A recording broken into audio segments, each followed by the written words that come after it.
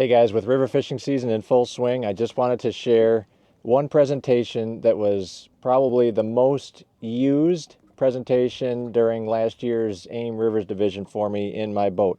It just was the most versatile. It allowed me to kind of just sniff out areas very thoroughly and quickly. They're very cheap. Well, they're relatively cheap. They're not getting any cheaper, but they're relatively cheap, so you can throw them into some risky areas and they just get bit. You know, especially when you're dealing with a lot of bait in the area or fish that you just need to plunk on the nose to trigger a bite. This box of spoons here was probably the most helpful to me last year as I was feeling areas out. These are walleye spoons, they're called.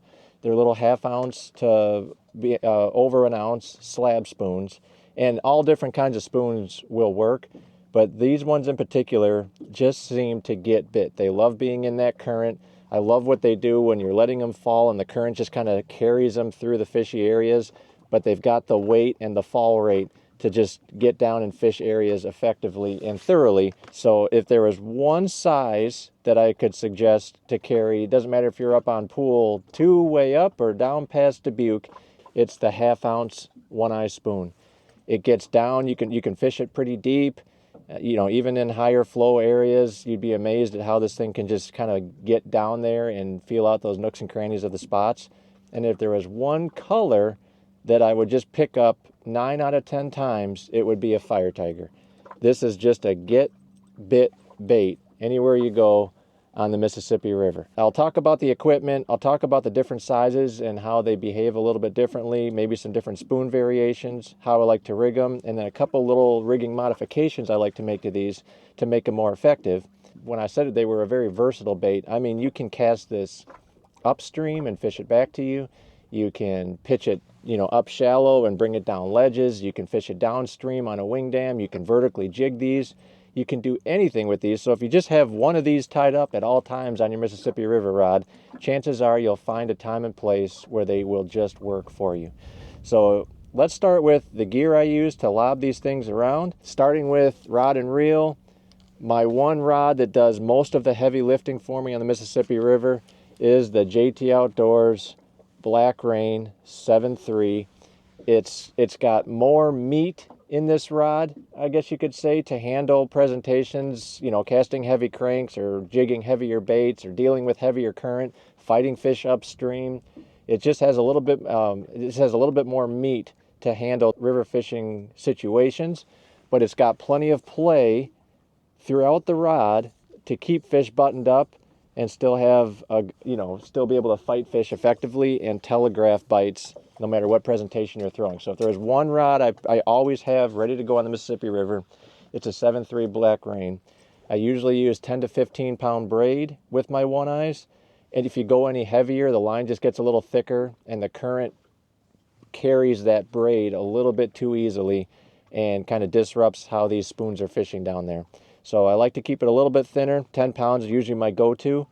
And then when you get down to the rigging portion of this, I always use a fluorocarbon, a stiff fluorocarbon leader tied to the one-eye. This is 15 pound, just regular trilene fluorocarbon. You just want a nice little stiff line. If this gets tangled up, the stiffer line allows you to, you know, jiggle it free and hopefully finish out your cast without being tangled. Helps with abrasion resistance. It's just something you don't want to tie your braid directly to this spoon. And I always use a little swivel up above, about 10 inches. And then when I tie it to my spoon, I make sure to tie directly to the eye of that bait. I don't tie it to the split ring, and I don't use a snap. I believe that it just from my personal experience, if you use a snap on these spoons, it's just one more easy pivot point for a hook to tangle up on. It's just better if you just tie direct to the spoon and let it do its thing from there. So, but in order to reduce any line twist or anything, or, you know, an easy attachment point to the line, I like to have this little swivel here, because one thing about one-eyes is they're able to pull fish out of areas that are a little risky to fish, you know, gnarly rock. And when you have gnarly rock in a river, chances are it's collecting wood. And if it's collecting wood, chances are it's collecting fishing line and anchor ropes. And All sorts of fun stuff for you to get snagged on. So these are kind of my sacrificial guinea pig. When I roll up to a new area, this is something I'll lob in there just to see how the cast plays out. It also just triggers lots of bites. So if it's a fishy area, chances are you'll catch one. And when I say you can fish this upstream, downstream, you can do anything with it. You're literally just letting it hit bottom, snapping it up, and letting it go on its own back to bottom. You don't want to help this thing back to bottom. One thing with these spoons is if you create tension on the spoon as it's falling, it's just going to fall like this.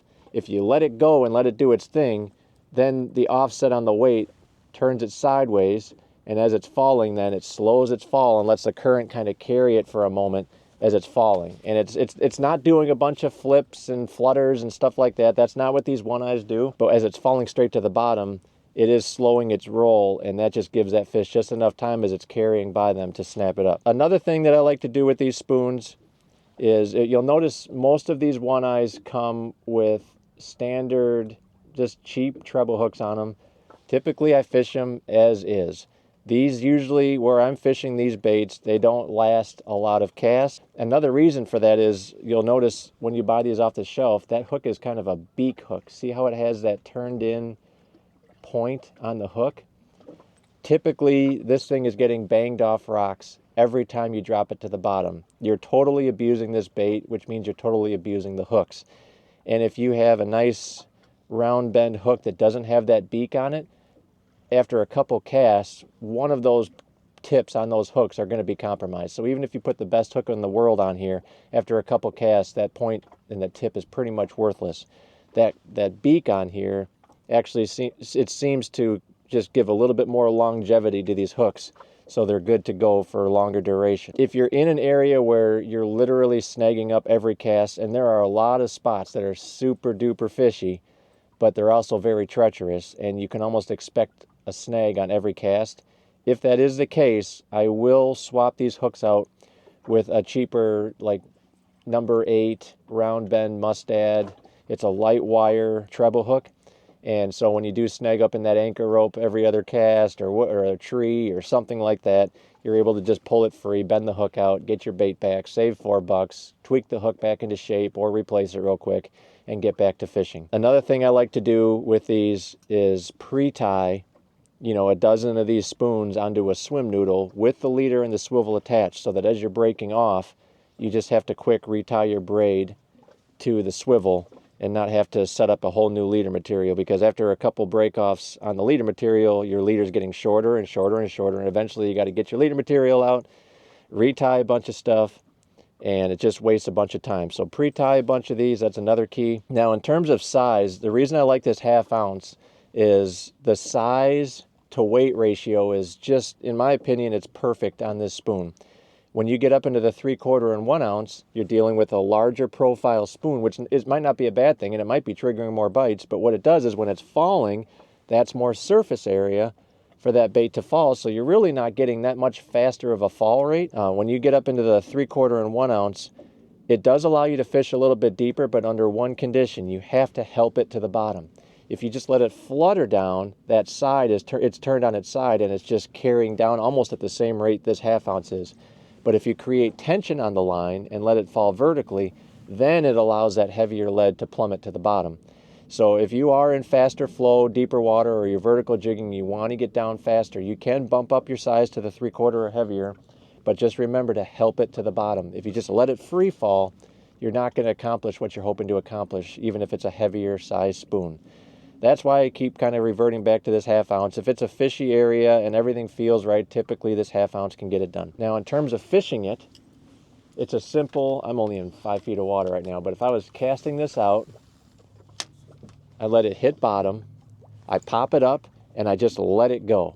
Pop it up and let it go to the bottom, because if you let it go without the extra tension on the upper end of that spoon, you're allowing that spoon to fall on its side and let the current kind of do what it wants as it's falling. So pop it up, pick up your slack, let it fall.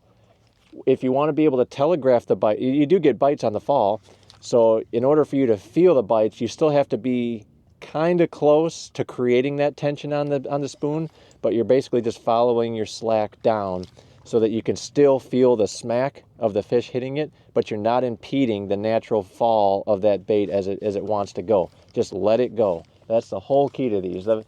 When I first learned how to fish these, it was like in 2004. My friend Tim Hutchinson took me on the river, showed me what these were about, and when he was showing me how to fish these, I was jigging it just kind of lazily. He goes, "No, jig it, snap it," and I started popping it. Pop, let it fall. Pop, let it fall. It almost felt like I was trying to snag these fish. I'd never fished a bait that aggressively before, but that's exactly what it took. There was piles of bait everywhere. It was, you were really competing with a lot of bait on these spots, and you just had to have something, plunk right in front of a fish to trigger it to eat, because they had all the food they wanted.